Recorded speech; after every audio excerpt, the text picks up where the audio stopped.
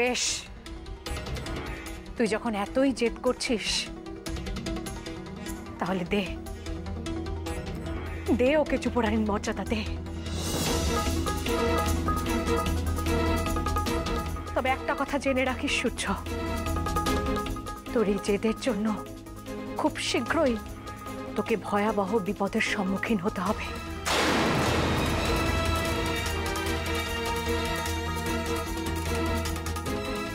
আমার মতো এত সহজে সবাই কিন্তু এটা মেনে নেবে না।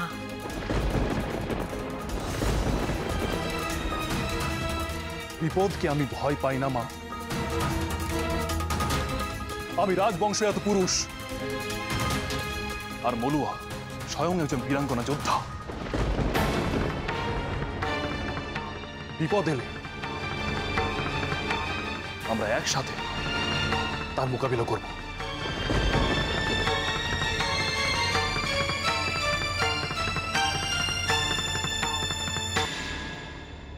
আপনাকে বিশ্বাস করা তো সাংঘাতিক মুশকিল দেখছি।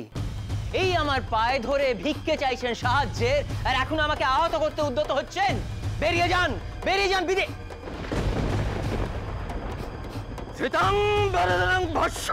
মাফ করবেন, মাফ করবেন। ও আসলে আঘাত দিতে চায়নি। আঘাত করতে চায়নি মানে? আঘাত করতে চায়নি মানে? এরকম একটা শক্ত ভারী জিনিস আমার দিকে ছুঁড়ে মারলো, আমি যে আহত হতে পারি সেই জ্ঞানও নেই।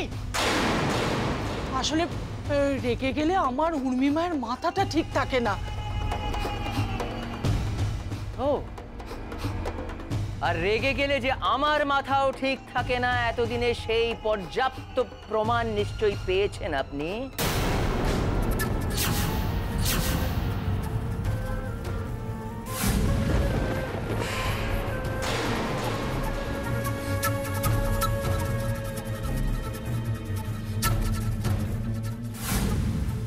ক্ষমা করবেন, দয়া করে আপনার এই ক্রোধ ত্যাগ করুন।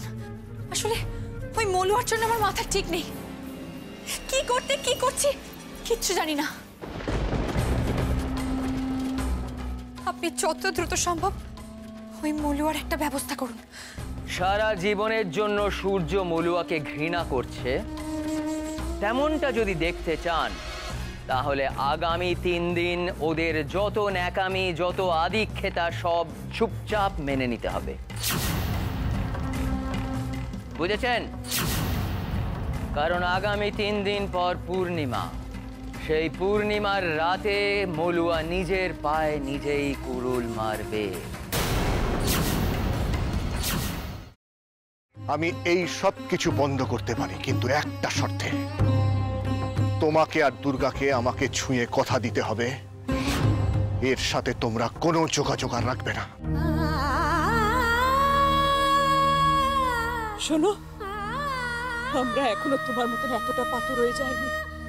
তোমাকে ছুঁয়ে আমি এত বড় কথাটা, এটাই আমার শেষ কথা তোমাকে। দাদা ভাই, পুতুলটা না দিয়ে এসেছি। আস্তে, একেবারে বজরংবলী আন্টির হাতে দিয়েছো তো? না, আমরা তো দরজা দিয়ে গড়িয়ে দিয়েছি। ঘরে তো ঠাম্মু ছিল, তাই ঢুকতে পারিনি। মা ঘরে ছিল? এ বাবা, যদি মার হাতে পড়ে তাহলে তো মুশকিল। ওনার কোনো সর্দারজির সাথে পরিচয় ছিল? সর্দারজি? না। ঠিক আছে, আমি তাও বলবো আপনারা একটু ঠান্ডা মাথায় ভাবুন। আসলে আমার জানাটা খুব দরকার।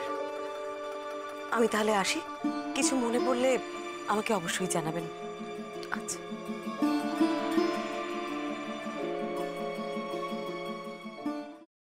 ফ্রাইং প্যানে Emami healthy and tasty refined rice bran oil গরম করে তাতে গোটা কালো সর্ষে আর কারি পাতা ফোড়ন দিয়ে ওর মধ্যে একে একে টমেটো কুচি, বাঁধাকপি বাটা, নুন, হলুদ গুঁড়ো, শুকনো লঙ্কা গুঁড়ো আর সামান্য চিনি দিয়ে ভালো করে কষিয়ে নিয়ে ওই মিশ্রণে কুড়িয়ে বেটে রাখা নারকেল, পাকা লঙ্কা কুচি আর কারি পাতা দিয়ে ভালো করে নাড়াচাড়া করে নামিয়ে নিয়ে নারকেলের স্লাইস, পাকা লঙ্কা স্লাইস আর কারি পাতা দিয়ে সাজিয়ে সার্ভ করুন বাঁধাকপির ঝাল।